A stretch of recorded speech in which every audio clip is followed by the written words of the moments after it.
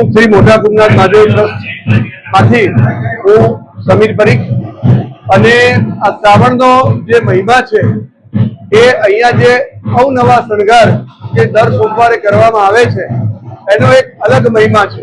દર વર્ષે શ્રાવણ તો આપણે ત્યાં આવતો હોય છે, પણ આજે જૈનજીના જમાનાની અંદર જ્યારે શ્રાવણની અંદર જે મોટા કુંભનાથ મહાદેવની અંદર જે મહાદેવજીને રીઝવવાનો જે મહિમા છે, જે યુવા લોકો અલગ અલગ પ્રકારના જે શણગાર સજી રહ્યા છે અને સમગ્ર નડિયાદ અને ખેડા જિલ્લાના લોકો જ્યારે દર્શનાર્થે આવે છે અને આજે યુવા પેઢી કે જેમને શિવજીના મહિમા વિશેનું જે અત્યારે આપણે જૈનજીની વાત ચાલે છે એની અંદર એ લોકો દર્શનનો લાભ લે છે. પવિત્ર શ્રાવણની અંદર ભોળા શંભુને રીઝવવાની વાત કરે છે અને ભોળા શંભુનો મહિમા આપ સૌ જાણો છો. એ રીતે જ્યારે આ આખું શ્રાવણ મહિનાની અંદર શિવ મહિમા થઈ જાય છે અને અહીંયા કુંભનાથ મહાદેવ ટ્રસ્ટ દ્વારા અવનવા શણગાર સજી અને આ નડિયાદની જનતાને આ દર્શન ભોળા શંભુના કરવામાં આવે છે.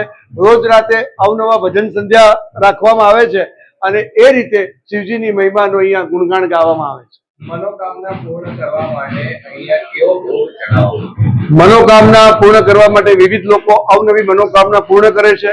અહીંયા નડિયાદના સાક્ષરો પણ આવી ગયેલા છે અને અહીંયા આપણા સંત શિરોમણી શ્રી આપણે જોવા જઈએ તો અત્યારે ડોંગરેજી મહારાજ જેવા અનેક સંતો અહીંયા આ શિવજીની પૂજા કરી ચૂક્યા છે. એટલે ખૂબ પૌરાણિક મંદિર છે.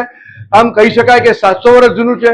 સ્વયંભૂ પ્રગટ થયેલી શિવજીની આ એક મહિમા છે. એટલે ઘણી બધી ગાથાઓ આ મંદિર સાથે જોડાયેલી છે. એટલે ખરેખર આ મંદિરનો એક મહિમા ખૂબ અવનવો છે. હમણાં જ મંદિરનો જીર્ણોદ્ધાર થયો છે અને આપ જોઈ શકો છો કે મંદિરની અંદર અત્યારે તમે જે એની પ્રતિકૃતિ કરી રહ્યો છે એ સોમનાથ મંદિર એટલે સોમનાથ દાદાની તમને પ્રતિકૃતિ થાય છે. દર સોમવારે કેવો શણગાર? દર સોમવારે અલગ અલગ શણગાર કરવામાં આવે છે. ફ્રૂટનો શણગાર છે, શાકભાજીનો શણગાર છે, ફૂલોનો શણગાર છે કે ખરેખર એમ તમને શણગાર કરતી જે યુવા જે ટીમ છે એ જ્યારે શણગાર કરે ત્યારે એમને એક અલૌકિક આનંદ, એક અલૌકિક અનુભૂતિનો અહીંયા ગાડી એક એમને એ તમે જુઓ તો એક અનુભવ થાય છે અને શણગાર આપોઆપ થાય છે. એ જ્યાં શણગાર કરતા તમે જે યુવા વર્ગને પૂછો તો એમની એક આ વિચારસરણી હોય છે, એમની એક વાચા હોય છે. અંતિમ સોમવાર માટે શું વિશેષ તૈયારી? અંતિમ સોમવારની અંદર આપણે કહી શકાય કે અહીંયા દર વર્ષની જેમ આ વખતે જે ભાઈબેન જીતુ ભગતની જોડી છે એનું સાંજે અહીંયા પ્રોગ્રામ છે અને સમગ્ર જિલ્લામાંથી લોકો ખરેખર અંતિમ સોમવારના દિવસે અહીંયા દર્શનનો લાવો લેવા આવે છે અને વિશિષ્ટ પ્રકારનો શણગાર આપ શ્રાવણના અંતિમ સોમવારે આવજો તો તમને એનો લાવો અને લાભ એ બંને મળશે.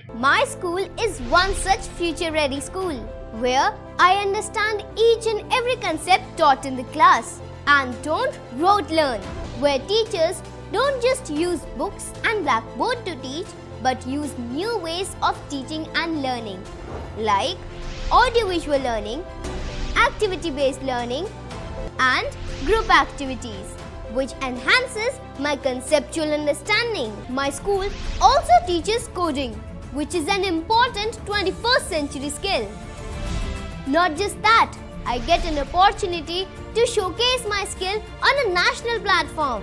And with all this, I acquire important skills that make me future ready and confident. Would you also like to know where is my future ready school? Visit now and see for yourself.